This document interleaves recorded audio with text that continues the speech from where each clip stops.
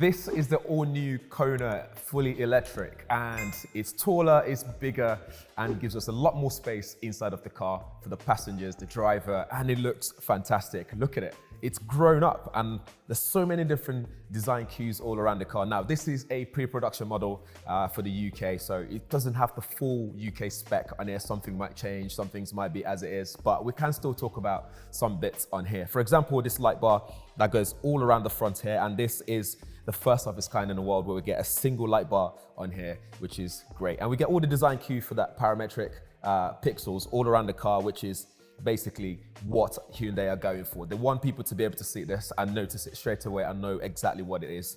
On the front, as you can see there, we have our charging ports, which is situated at the front. That's actually a really good place to have it, in my opinion. It just means it's easier to plug this in regardless of where the charging point is, which in London, sometimes that's a big issue. You can see how tall the car is in terms of ground clearance as well. So it's high off the ground, which looks great. We've got some more of that pixel all around here with all the smarts here for, like, you know, a ADAS system all around there. Moving on to the side, the lighting continues. You can see how bold this is. So if you see this in your head mirror, you would know exactly what you're getting. It's got some 19-inch alloys on there. You can see the nice pattern on the design as well. Looks really good.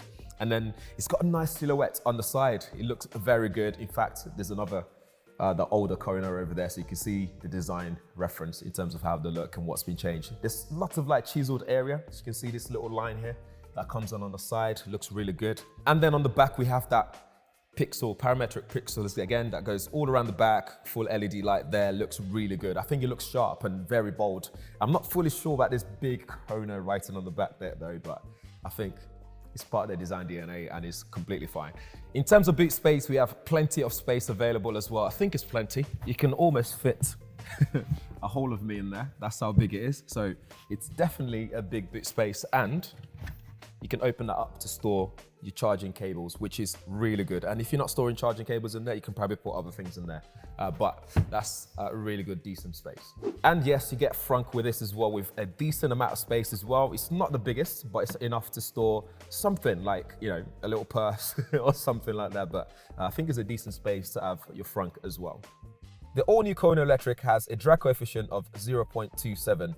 It has a 64.8 kilowatt-hour battery with a claimed range of up to 418 kilometers. This trim will generate power output of 201 horsepower and a peak torque of 255 Newton meters.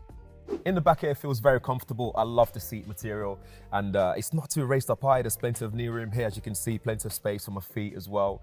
You have two USB-C ports there and a full 3-pin charging port that slides across, so you can plug in things like your phone or laptop or whatever you want to do. They've taken some cues from the other cars that they have in the group. Like, for example, we can move the seat using the buttons here, which means you don't have to get out to move the seat or lean over to change the sitting position. You can just slide across and let people in if you need to. Got the net here to store things, and there's no panoramic sunroof all the way to the back, but you do get a sunroof at the front, which adds a bit of space, feeling of more space in the car, which is nice. We've got a armrest here with 2 cup holders. Again, just nice and comfortable, and plenty of headroom as well. I'm 5'11".